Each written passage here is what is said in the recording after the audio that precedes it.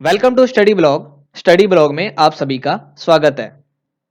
आज हम अध्याय 5 पढ़ने वाले हैं जियोग्राफी का, जिसका नाम है वायु यानी कि एयर। इससे पहले की सभी वीडियोस आपको प्लेलिस्ट में मिल जाएगी, उसको जाके आप जरूर देखें। जियोग्राफी के अलावा और भी विषय यानी कि सब्जेक्ट पर हमने वीडियोस बनाई हैं, तो उनको जाके आप जरूर देखें। तो बिना किसी देरी के चलिए सीधा चलते हैं इस अध्याय की तरफ, जिसका नाम है वायु यानी कि एयर। तो वायु अनेक गैसों का समूह है। वायु क्या है? गैसों का समूह। वायु पदार्थ की गैसीय अवस्था का नाम है। ये आपने पढ़ा होगा कई बार, स्टेट ऑफ मैटर के अंदर एक स्टेट होता है जिसका नाम है गैस, सॉलिड लिक्विड गैस। ठीक है, तो ये क्या है? पदार्थ की एक गैसीय अवस्था है। कौन सी स्टेट है? तो गैसीय स्टेट है। वायु के विशाल समूह जो पृथ्वी के चारों ओर फैले हुए हैं, उसी को क्या बोलते हैं हम? वायुमंडल यानी कि एटमॉस्फेयर। वायुमंडल का अस्तित्व पृथ्वी के गुरुत्वाकर्षण बल के कारण होता है। भाई, पृथ्वी के अंदर जो गुरुत्वाकर्षण बल है उसी ने तो उसको खींच के रख रखा, नहीं तो ये तो भाग जाते कब के।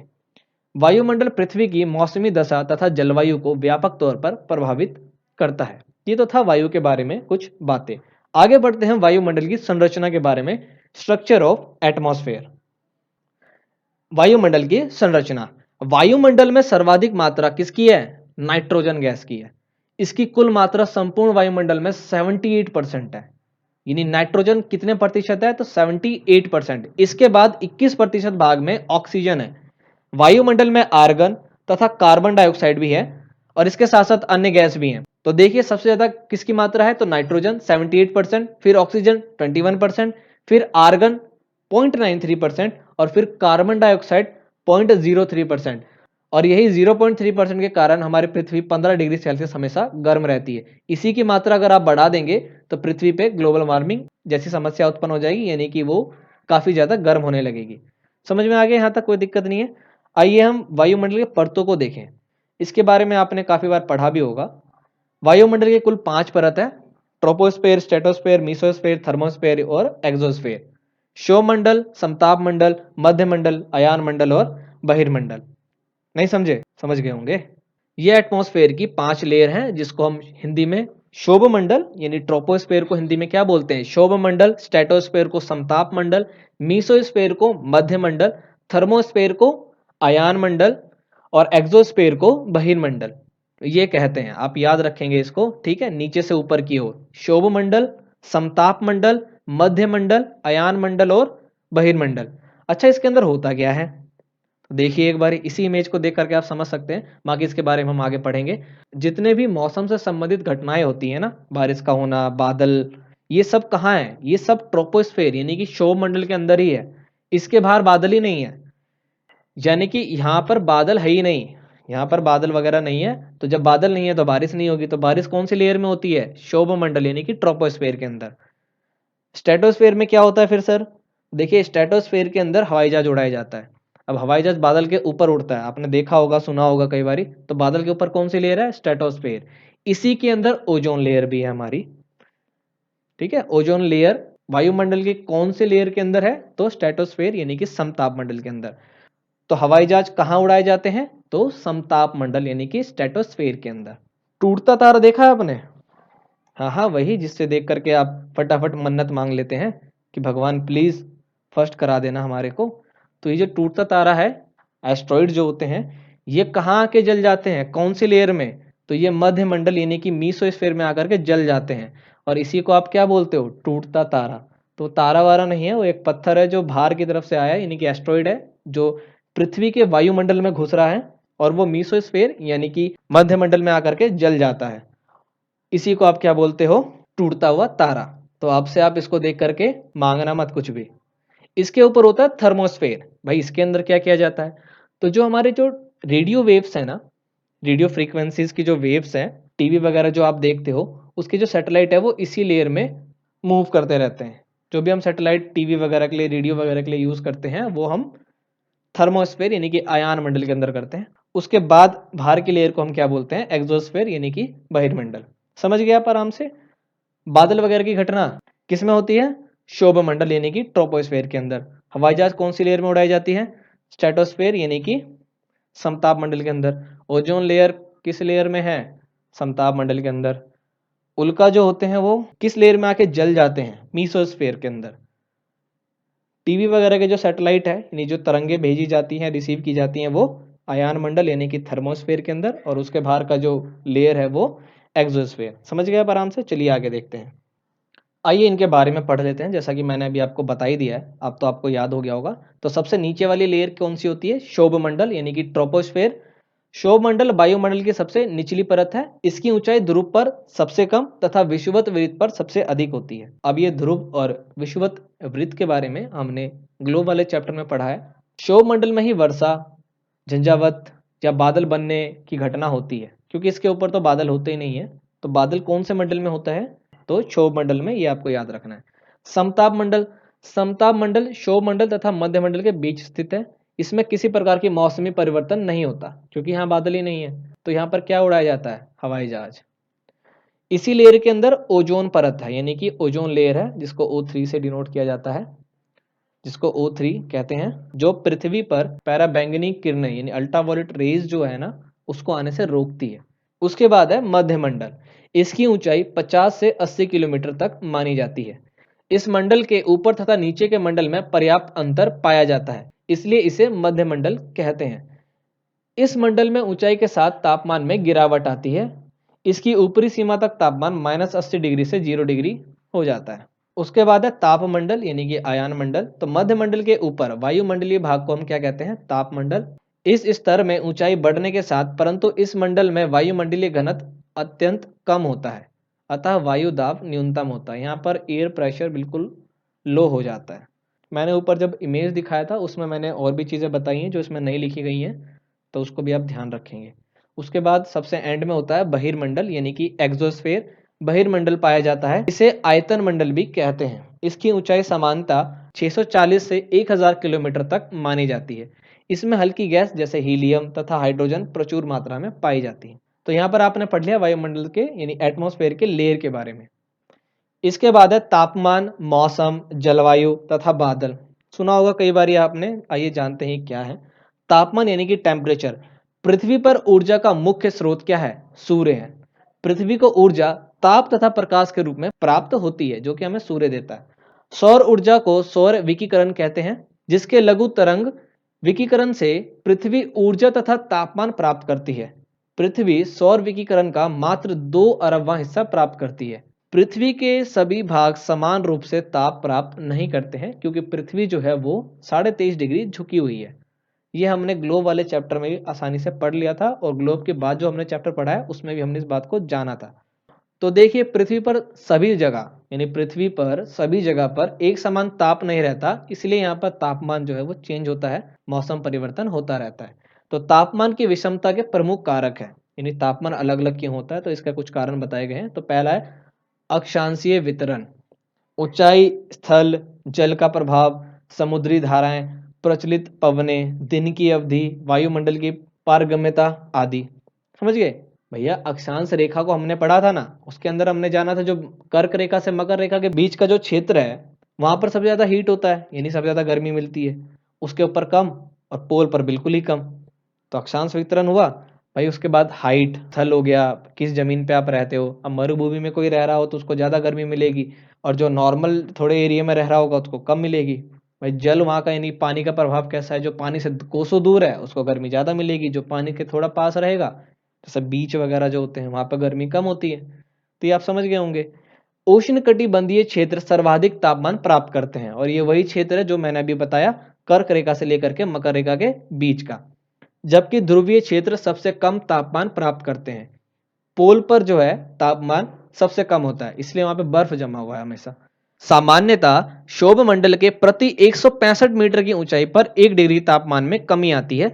यानी कि आप जैसे जैसे क्षोभ मंडल से ऊपर की ओर जाएंगे, तापमान जो है 1-1 डिग्री करके घटना शुरू हो जाएगा। इसलिए पहाड़ वगैरह पे जो चढ़ते हैं वहां पे तापमान काफी कम हो जाता है, इसलिए पहाड़ों के ऊपर क्या ग्लेशियर जमे हुए हैं। इसी तरह जलमंडल तापमान की स्थिरता को स्थल भाग की अपेक्षा ज्यादा बनाए रखता है। गर्म तथा ठंडी जल धाराएं तापमान वितरण को प्रभावित करती है। ठीक है, यहां समझ गए? चलिए आगे देखते हैं। आगे है बादल। विभिन्न प्रकार के बादल और उनका विवरण दिया गया है। तो पहला है पछाव मेघ। ये आसमान में सबसे ऊंचाई पर पाए जाते हैं, पर इनमें वर्षा नहीं होती, यानी इनसे वर्षा नहीं होती, परंतु ये चक्रवात के आगमन के सूचक है। यानी आपको इस तरह के बादल कहीं दिखे, आप समझ जाएंगे कि उस एरिया में चक्रवात आने वाला है। दूसरा है पश्चाभ स्तरीय मेघ। ये सूर्य तथा चंद्रमा के चारों ओर प्रभा मंडल की तरह दिखाई देते हैं। उसके बाद है पश्चाभ कपासी मेघ। ये सफेद रंग के तथा छोटे छोटे गोले के समूह के रूप में पाए जाते हैं। उच्च स्तरीय मेघ ये भूरे अथवा नीले रंग की चादर के समान फैले रहते हैं। उच्च कपासी मेघ ये संपूर्ण सफेद रंग के होते हैं। स्तरीय मेघ स्तरीय मेघ ये धरातल के निकट कोहरे के रूप में पाए जाते हैं, कोहरा यानी कि फॉग। उसके बाद है स्तरीय कपास मेघ। ये प्रायः ठंड के मौसम में पाए जाते हैं। इसके बाद है कपासी मेघ। इसका आकार गुम्बदाकार गोभी की भांति होता है। गुम्बद देखा है आपने किस तरह से होता है, उस आकार का होता है ये भी साफ मौसम के संकेतक है। कपासी वर्षी मेघ ये अत्यधिक गहरे काले एवं सघन बादल होते हैं। सघन का मतलब पूरे डेंस होते हैं। इसमें पर्याप्त वर्षा होती है, इसी में वर्षा होती है, ठीक है। उसके बाद है वर्षा स्तरीय बादल। ये धरातल के सर्वाधिक निकट पाया जाता है और इससे सर्वाधिक वर्षा होती है, क्योंकि ये इधर उधर घूमते घूमते ना पहाड़ों से टकरा जाते हैं तो ज्यादा बरस जाते हैं। तो सर्वाधिक वर्षा वाले कौन से बादल होते हैं, तो वर्षा स्तरीय बादल। और पर्याप्त वर्षा वाले कौन से बादल होते हैं, तो कपासी वर्षी मेघ। ठीक है, आप इस तरह से इनको पढ़ सकते हैं। उसके बाद है मौसम और जलवायु। आइए इसको एक बार पढ़ते हैं। तो मौसम यानी कि वेदर। मौसम वायुमंडल की अस्थायी दशा को बताता है। इस वर्ड को आप देखें, अस्थायी, टेम्पररी। मौसम जगह जगह परिवर्तित होता रहता है। मौसम एक परिवर्तनशील संकल्पना है। यह कुछ समय, छोटे दिन और रात आदि में बदलते रहते हैं। जस्ट इसके उलट होते हैं जलवायु। जलवायु मौसम की एक लंबी अवधि है, जिसको हम क्या बोलते हैं, जलवायु। जलवायु का परिवर्तन बहुत लंबे अंतराल में होता है। विश्व को 12 प्रमुख जलवायु प्रदेशों में बांटा गया है। अब इससे पहले ये जाने कि मौसम और जलवायु में क्या अंतर है, तो देखिए एक लाइन में समझिए इसको। कोई एक क्षेत्र है, वहां पर सुबह टेम्परेचर 13 डिग्री सेल्सियस, दोपहर में 25, रात में फिर 11। तो ये देखिए हर एक वक्त यानी कि थोड़े थोड़े समय पे क्या हो रहा है, चेंज हो रहा है। अब ये जो थोड़े थोड़े समय पे चेंज हो रहा है, इसको हम क्या बोलेंगे, मौसम। ये क्या ना लगातार बदलते रहते हैं, दिन में अलग होता है, रात में अलग होता है, ठीक है, ये बदलते रहते हैं। लेकिन जलवायु क्या होती है भाई, जलवायु किसे बोलेंगे हम, तो किसी एक क्षेत्र का, यानी अगर मान लीजिए आप उसी क्षेत्र का जो तापमान है वो 13 से 15 के बीच में रहता है, सालों साल एकदम, सालों साल किसी एक क्षेत्र का तापमान 13 से 15 के बीच में ही अगर है, सालों साल एकदम 10 10 20 20 साल तक, 30 30 साल तक अगर इतना ही रहता है, तो हम क्या बोल देंगे, जलवायु। वो क्या कहलाएगी, जलवायु। जैसे कि पहाड़ी क्षेत्र जो है वहाँ की क्या जलवायु कैसी होती है, तो ठंडी जलवायु होती है। जबकि मरुभूमि क्षेत्र की जलवायु कैसी होती है, गर्म होती है। क्यों, क्योंकि वहाँ पर दिन में टेम्परेचर बढ़ता रहता है, बढ़ता रहता है, लगातार बढ़ता रहता है ना, रात में फिर ठंडा होता है, ठंडा होता है, ठंडा होता है। पहाड़ों में क्या होता है, देखिए वहाँ पर रोशनी नहीं पहुँचती ठीक से, यानी कि सूर्य का प्रकाश अच्छे से नहीं जाता, तो वहाँ पे क्या होता है, ठंडा हो जाता है। तो वहाँ की जलवायु कैसी है, ठंडी जलवायु है।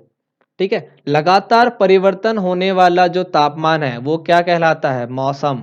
वो क्या क्रिएट करेगा, मौसम क्रिएट करेगा भाई, मौसम बताएगा वो हमें कि अभी कितना है, बाद में कैसा होगा, अभी ठंडी आ जाएगी, फिर गर्मी आ जाएगी, भाई 2 महीने ठंडी रहेगी, 3 महीने गर्मी हो जाएगी, फिर वर्षा हो जाएगी। क्या है, मौसम है ये। लेकिन कहीं लगातार 10 10 साल तक ठंडी पड़ी हुई है, वो क्या हो जाएगा, जलवायु। वो मौसम थोड़ी है। लंबे समय तक अगर ये मौसम टिक गया तो किसका रूप ले लेता है, जलवायु का। समझ गया आप आराम से। आइए इसके बाद वायु दाब एवं पवन के बारे में पढ़ें, यानी एयर प्रेशर और एयर के बारे में जानते हैं। इसके बाद है वायु दाब एवं पवन यानी कि हवा। पृथ्वी के वायुमंडल द्वारा पृथ्वी पर डाले गए दाब को क्या कहते हैं हम, वायु दाब यानी कि एयर प्रेशर। पृथ्वी पर वायुमंडल का अस्तित्व गुरुत्वाकर्षण के कारण बना हुआ है। ये ग्रेविटेशनल फोर्स अगर नहीं होती पृथ्वी पर तो ये वायु उड़ चुके होते यहाँ से वहां, जिंदा भी नहीं रहते फिर हम। वायु दाब की माप बैरोमीटर से की जाती है। मोस्ट इंपॉर्टेंट चीज, एयर प्रेशर को किससे मापा जाता है, बैरोमीटर से। ये आपको याद रखना है। 1 मिलीबार 1 वर्ग सेंटीमीटर पर 1 ग्राम भार का बल है। आपको क्या याद रखना है कि वायु दाब को कैसे नापा जाता है, कौन से स्केल से नापा जाता है, बैरोमीटर से। समान वायु दाब दर्शाने वाली रेखाओं को समदाब रेखा कहते हैं। पृथ्वी के भूतल से ऊपर जाने पर वायुमंडलीय दाब कम हो जाता है। वायु दाब में अंतर सूर्य प्रकाश, स्थल की बनावट, पृथ्वी की घूर्णन, ऊंचाई आदि पर निर्भर करती है। यानी इस तरह से, यानी इन इन जगहों पर इन इन कारकों से वायु दाब जो है कम ज्यादा होता रहता है। मोस्ट इंपॉर्टेंट चीज क्या थी यहाँ पर, बैरोमीटर वायु दाब को बैरोमीटर से नापा जाता है। चलिए आगे देखते हैं। इसके बाद है पवन यानी कि एयर। वायु दाब में क्षैतिज विषमताओं के कारण हवा उच्च वायुदाब क्षेत्र से निम्न वायुदाब क्षेत्र की ओर बहती है। हवा कैसे चलती है भाई? High concentration to low concentration. भाई जहां का दबाव उच्च होगा यानी ज्यादा होगा और जहां का कम होगा तो उच्च से निम्न की ओर हवा चली जाएगी। ठीक है, इसी को हम बोलते हैं एयर फ्लो। क्षैतिज रूप में इस गतिशील हवा को पवन कहते हैं। पृथ्वी के विभिन्न अक्षांशों में परिधीय अंतर व घूर्णन भिन्नता के कारण समदाब रेखाएं समान नहीं होती है। कार्लियोसिस बल के प्रभाव के कारण उत्तरी गोलार्ध में पवन अपनी दाहिनी ओर और दक्षिणी गोलार्ध में अपनी बाईं ओर विक्षेपित हो जाती है। विशेषता के आधार पर पवनों को तीन प्रकार में बांटा जाता है। एक है प्रचलित पवन जो चलती रहती है हमेशा, एक है मौसमी पवन मौसम के अनुसार चलती है, और एक है स्थानीय पवन टिकी रहती है एकदम। चलिए इनके बारे में भी पढ़ते हैं। तो पहला कौन सा प्रकार था? प्रचलित पवन, परमानेंट विंड्स। ये साल भर निश्चित दिशा में भूमंडलीय पवनों के रूप में जाना जाता है। ये साल भर निश्चित दिशा में चलती हैं। प्रचलित पवनों में व्यापारिक पवने, पछुआ पवने व ध्रुवीय पवने आते हैं। व्यापारिक पवने उपोष्ण उच्च से विषुवत निम्न वायुदाब की ओर यानी दोनों गोलार्ध में बहती है। कैसे जाती है भाई? उपोष्ण क्षेत्र कौन सा है? 23.5 डिग्री से 66.5 डिग्री के बीच का जो क्षेत्र है वो क्या है? उपोष्ण क्षेत्र है। तो वहां से उच्च से विषुवत की तरफ जाती है।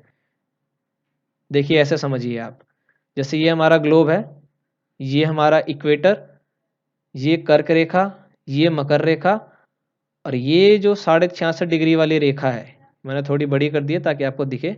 ये जो 66.5 डिग्री की जो रेखा है, यहाँ से जो हवा चलती है वो विषुवत की ओर यानी कि इक्वेटर की ओर जाती है। समझे? अब तो समझ जाइए। ठीक है भाई। उपोष्ण क्षेत्र कौन सा कहलाता है? उपोष्ण क्षेत्र ये वाला कहलाता है और ये वाला कहलाता है। ठीक है, 23.5 डिग्री से लेकर के 66.5 डिग्री के बीच का जो एरिया है वो उपोष्ण क्षेत्र कहलाता है। इधर से जो हवा है वो किस तरफ जाती है? इक्वेटर की तरफ।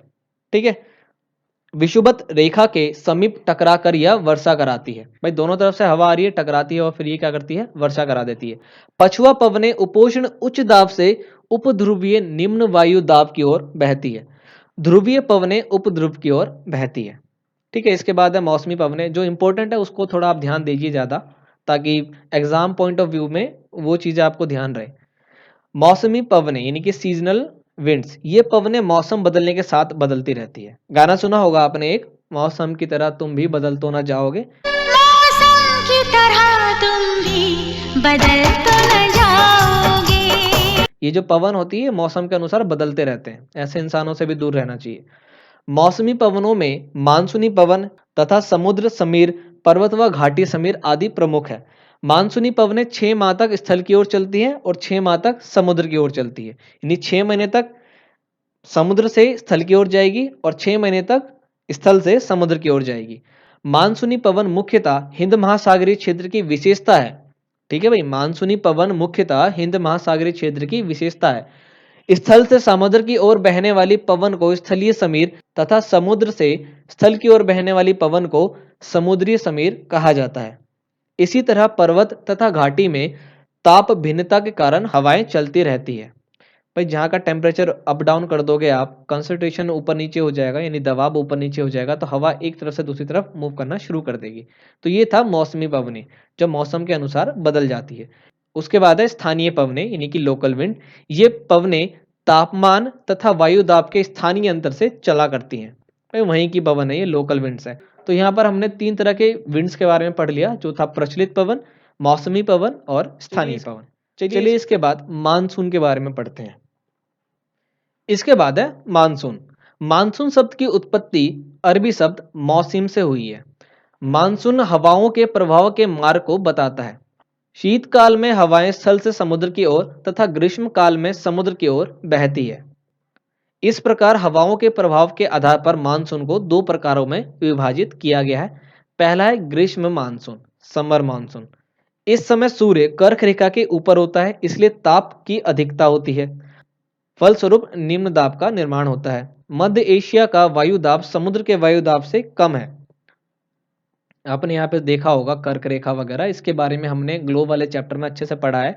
आप देखिए जिस एरिया में लगातार सूर्य की रोशनी पड़ेगी वहां इवेपोरेशन बहुत ज्यादा तेजी से होगा, इस कारण हवा जो है वो मूव होना स्टार्ट हो जाएगी। आप खाना वगैरह बनाते होंगे तो देखते होंगे, जैसे पानी को आपने गर्म करा तो उसमें मूवमेंट स्टार्ट हो जाती है। किसी भी चीज को आप गर्म करोगे तो मूवमेंट स्टार्ट हो जाएगी। आदमी को गर्म करो तो हाथ पर चलाने लग जाता है, इधर उधर मारने लगेगा, किसी को मूवमेंट होने स्टार्ट हो जाएगी। तो एयर में भी क्या होता है, मूवमेंट स्टार्ट हो जाती है। तो वहां का जो एयर प्रेशर है वो क्या हो जाता है, लो हो जाता है। लो एयर प्रेशर वहां पे क्रिएट हो जाता है। समझे आप? समझ गए होंगे अब आप। तो ग्रीष्म मानसून क्या होता है, इस समय सूर्य जो है कर्क रेखा के एकदम ऊपर होता है, जिस कारण हीट यानी कि ताप जो है ना वो काफी ज्यादा हो जाता है, और हवा जो है वहां का यानी कि वहां का जो एयर प्रेशर है वो कम हो जाता है। दूसरी है शीत मानसून, विंटर मानसून। इस समय सूर्य मकर रेखा की तरफ होता है, अतः कर्क रेखा के आसपास तापमान कम होने लगता है तथा वायु दाब बढ़ जाता है। स्थल की अपेक्षा सागर का वायु दाब कम हो जाता है, इसलिए हवाएं स्थल से समुद्र की ओर चलने लगती हैं। ठीक है, आप वायु दाब को अब आसानी से समझ गए होंगे। इस समय लौटता मानसून तथा पश्चिमी विक्षोभ की परिघटना होती है, यानी इसको क्या बोलते हैं हम, लौटता मानसून। लौट आता वापस जहां से जाता वहीं। पश्चिमी विक्षोभ से उत्तर पश्चिम भारत में वर्षा होती है। लौटते मानसून से तमिलनाडु सर्वाधिक वर्षा प्राप्त करता है। ठीक है, यहां पर आपने जान लिया दो तरह के मानसून के बारे में। इसके बाद देखो एल नीनो तथा ला नीनो के बारे में कुछ बताया गया है। देखिए ये क्या चीज है। एल नीनो पेस के पश्चिमी तट से 200 किलोमीटर दूर पर उत्तर से दक्षिण दिशा में चलने वाली एक गर्म जल धारा है। इसे विपरीत धारा भी कहते हैं, क्योंकि सामान्य समय में इस भाग में पेरू जल धारा दक्षिण से उत्तर की ओर बहती है। एल नीनो के सामान्य ला नीनो जो है वो एक विपरीत महासागरीय धारा है, दोनों उल्टे हैं। इनका जो फ्लो है वो दोनों उल्टा है, एक इस तरफ जाती है तो दूसरा इस तरफ। इसका आविर्भाव पश्चिमी प्रशांत महासागर में उस समय होता है जबकि पूर्वी प्रशांत महासागर पेरू तट पर एल नीनो का प्रभाव समाप्त हो जाता है। जब पूर्वी प्रशांत महासागर में एल नीनो का प्रभाव समाप्त हो जाता है तब पश्चिमी प्रशांत महासागर में ला नीनो का प्रभाव शुरू हो जाता है। यह भारत में सामान्य मानसून से अधिक वर्षा कराता है। ला नीनो एल नीनो की विपरीत स्थिति है, यानी अपोजिट है। जबकि ला नीनो जो है वो साधारण स्थिति है, और हमने ऊपर ही पढ़ा था कि एल नीनो जो है वो विपरीत, अपोजिट इसकी डायरेक्शन। चलिए ये तो हमने जान लिया एल नीनो तथा ला नीनो के बारे में। कभी सवाल में पूछे तो ये इंपॉर्टेंट था, इसमें कुछ बातें हैं उसको आप याद रख सकते हैं, जैसे कि गर्म जलधारा कौन सी है तो वो एल नीनो है। ठीक है, चलिए आगे देखते हैं। आगे है चक्रवात यानी कि साइक्लोन। चक्रवात निम्न दाब के केंद्र में होता है। इसमें केंद्र से बाहर की ओर वायु दाब बढ़ता है। सेंटर में एयर प्रेशर कम होता है, जितना बाहर जाएंगे एयर प्रेशर ज्यादा होगा, इसलिए परिधि से केंद्र की ओर हवाएं चलती है, यानी कि बाहर से अंदर की ओर हवाएं आती है इसमें। चक्रवातों की दिशा उत्तरी गोलार्ध में घड़ी की सुइयों के विपरीत तथा दक्षिणी गोलार्ध में घड़ी की सुइयों के अनुकूल होती है। क्लॉकवाइज और एंटी क्लॉकवाइज। घड़ी की सुइयों के विपरीत का मतलब है एंटी क्लॉकवाइज, और घड़ी की सुइयों के अनुकूल का मतलब है क्लॉकवाइज। इस तरह से ये घूमती है। अक्षांशीय विस्तार तथा प्रकृति के आधार पर चक्रवात दो तरह के होते हैं, एक है उष्णकटिबंधीय, दूसरा है शीतोष्णकटिबंधीय। उष्णकटिबंधीय चक्रवात ट्रॉपिकल साइक्लोनिक कर्क तथा मकर रेखा के मध्य 23.5 डिग्री नॉर्थ से लेकर के 23.5 डिग्री साउथ। इस पर मत जाइएगा, ये गलत प्रिंट हो गया है। कर्क रेखा और मकर रेखा कितने डिग्री पर होते हैं ये हमने ग्लो वाले चैप्टर में पढ़ा है। तो उष्ण कटिबंधीय चक्रवात कर्क रेखा तथा मकर रेखा के मध्य उत्पन्न होने वाली चक्रवाती दशाएं हैं। ग्रीष्म काल में केवल गर्म सागरों में इनकी उत्पत्ति अंतर उष्ण कटिबंधीय अभिसरण ITCZ के सहारे उस समय होती है जब यह खिसक कर 5 डिग्री से 30 डिग्री नॉर्थ तक चली आती है, तब जाकर के वहां पर उष्ण कटिबंधीय चक्रवात का निर्माण हो जाता है। उष्ण कटिबंधीय चक्रवातों को अलग अलग क्षेत्रों में अलग अलग नामों से जाना जाता है, जैसे USA में हरिकेन तथा टॉर्नेडो कहते हैं, चीन और फिलीपींस में टाइफून कहते हैं, जापान में टाइफू कहते हैं, फिलीपींस में कैस्टीना कहते हैं, म्यांमार में नरगिस तथा ऑस्ट्रेलिया में विली विली कहते हैं। भारत भी उष्ण कटिबंधीय चक्रवात के क्षेत्र में आता है। ये तो था उष्ण कटिबंधीय चक्रवात के बारे में। इसके बाद है शीतोष्ण कटिबंधीय चक्रवात, टेम्परेट साइक्लोन।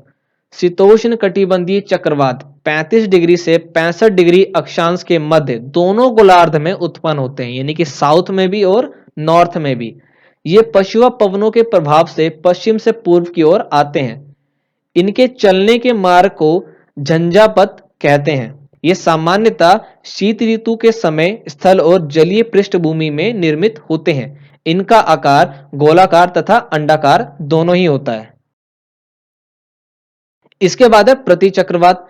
चक्रवात के विपरीत उच्च दाब के केंद्र से तीव्र गति से चारों ओर चलने वाली वायु राशि की मौसमी दशा को प्रतिचक्रवात कहते हैं। प्रतिचक्रवात यानी कि एंटी साइक्लोन सामान्य मौसम का सूचक होता है। जब ये चलता है तो मौसम सामान्य हो जाता है। ये भी कारिलोइस बल से प्रभावित होता है, परंतु इसकी दिशा दोनों गोलार्धों में चक्रवात के विपरीत होती है। फिर उल्टा चलता है तभी इसको हम प्रतिचक्रवात कहते हैं। आइए इसके बाद वर्षा के बारे में पढ़े। जब जल वाष्प ऊपर उठता है तो यह ठंडा होकर संघनित हो जाता है। इसके उपरांत जल की बूंद बनती है। बादल इन्हीं जल बूंदों का एक समूह होता है। जब ये जल की बूंदें भारी हो जाती हैं और वायु में तैर नहीं सकती, तब ये वर्षण यानी कि वर्षा के रूप में नीचे आ जाती है। समझे वर्षा किस प्रकार होती है? जब जल पृथ्वी एवं विभिन्न जलाशयों से वाष्पित होता है यानी इवेपोरेट होता है, तो ये जलवाष्प बन जाता है। अतः वायु में किसी भी समय जलवाष्प की मात्रा को आर्द्रता कहते हैं। जब वायुमंडल में जलवाष्प की मात्रा अत्यधिक होती है उसे आर्द्र दिन कहते हैं। जब वायुमंडल में जल्दी जल्दी जलवाष्प बनेंगे यानी बहुत मात्रा जो है वो अधिक हो जाएगी तो आर्द्र दिन हो जाएगा वो, यानी कि उस वक्त काफी ड्राई डे हो जाएगा, वो बिल्कुल ड्राई हो जाएगा। और जो इवेपोरेशन है ना वो एक कॉन्टिन्यूस प्रोसेस है, लगातार होता रहता है ये किसी भी टेम्परेचर पर। क्रियाविधि के आधार पर वर्षा 3 प्रकार की होती है, संवहनी, पर्वतीय वर्षा और चक्रवाती वर्षा। आइए इसके बारे में भी जानें, उसके बाद हम इस चैप्टर को कंप्लीट कर लेंगे। तो पहला है संवहनीय वर्षा, कन्वेंशनल रेनफॉल। जब पृथ्वी का धरातल बहुत गर्म हो जाता है तब पवनें गर्म होकर ऊपर उठती हैं। यहां देख रहे हो आप, जब पृथ्वी का ये धरातल गर्म हो जाएगा तो हवा जो है वो ऊपर की ओर जाने लगेगी। अधिक ऊंचाई पर पहुंचकर ये पवन संतृप्त हो जाती है। इस प्रकार की वर्षा विषुवतीय प्रदेश या डोल ड्रम यानी शांत पेटी में होती है। यह दिन के 3-4 बजे के बीच की वर्षा है। यह दिन के 3-4 बजे के बीच की वर्षा होती है। संवहनीय वर्षा क्या हो गया? तो देखिए ये धरातल है पृथ्वी का, लगातार सूर्य की रोशनी आ रही है तो ये क्या होगा, गर्म हो जाएगा। उसके बाद गर्म हवा जो है वो ऊपर मूव करेगा। ऊपर जितने ऊपर जाएगा तो फिर क्या होगा, ठंडा होगा। ठंडा होने के बाद ये जल की बूंदों में परिवर्तित हो जाएगा। और इस तरह की जो वर्षा है उसको क्या कहते हैं हम, शांत पेटी या विषुवतीय प्रदेश इस एरिया में वर्षा करवाती है, जो कि दिन के समय में 3-4 बजे के आसपास जो वर्षा होती है उसको क्या बोलते हैं हम, संवहनीय वर्षा। आपने कई बार देखा होगा मौसम साफ था अचानक बारिश होगी, तो ये बारिश कौन सी होती है, संवहनीय वर्षा। ये बहुत लगातार टाइम तक नहीं होती है। उसके बाद है पर्वतीय वर्षा, ऑर्पोग्राफिक रेनफॉल। जब जलवाष्प वाली गर्म वायु किसी पर्वत या पठार से टकरा जाती है तो संतृप्त होने लगती है। जब वाष्प के संघनन के पश्चात वर्षा होती है इसको हम क्या बोलते हैं, पर्वतीय वर्षा। संसार की अधिकांश वर्षा इसी रूप में होती है। यहाँ देखिए इमेज में, अब यहाँ से जो है गर्म हवा वो ऊपर जा रही है जो आगे जाकर के बादल का निर्माण करती है। ये बादल तैरने लगते हैं और ये पहाड़ों से आके टकरा जाते हैं, यानी कि पहाड़ या पठार से आगे जब टकरा जाते हैं तो वहीं पर ये वर्षा कर देते हैं। इसको क्या बोलते हैं हम, पर्वतीय वर्षा, ओरोग्राफिक रेनफॉल। इसके बाद है चक्रवाती वर्षा, साइक्लोनिक रेनफॉल। यह वर्षा चक्रवातों के कारण होती है। इस प्रकार की वर्षा मुख्य रूप से शीतोष्ण कटिबंधीय क्षेत्र में होता है। यहाँ पे देख रहे हो गर्म हवा ठंडी हवा दोनों आपस में मिल जाते हैं जिस कारण चक्रवात बनता है, और तब जो बारिश होती है यानी उस चक्रवात की वजह से जो वर्षा हुई है उसको हम क्या बोलते हैं, चक्रवाती वर्षा। तो यहां पर हमारा ये अध्याय हो जाता है कंप्लीट, जिसका नाम था वायु यानी कि एयर। ये अध्याय 5 था। इससे पहले की वीडियोस आपको प्लेलिस्ट में मिल जाएगी, उसको जाके आप जरूर देखें ताकि आपके कंसेप्ट जो है वो बिल्कुल क्लियर हो जाए। वीडियो अगर आप मिस करेंगे तो फिर आपको समझने में आगे दिक्कत हो सकती है। अगर आपको ये वीडियो अच्छी लगी है तो वीडियो को लाइक करें, ज़्यादा से ज़्यादा शेयर करें ताकि सभी बच्चों को इसका लाभ मिल सके। चैनल पर अगर आप नए आए हैं तो चैनल को सब्सक्राइब करना बिल्कुल भी ना भूलें। सब्सक्राइब करके बेल आइकन को जरूर ऑन करें ताकि आने वाली वीडियोस की नोटिफिकेशन आपको टाइम पर मिल सके। मिलते हैं नेक्स्ट वीडियो में नए टॉपिक के साथ, तब तक के लिए जय हिंद।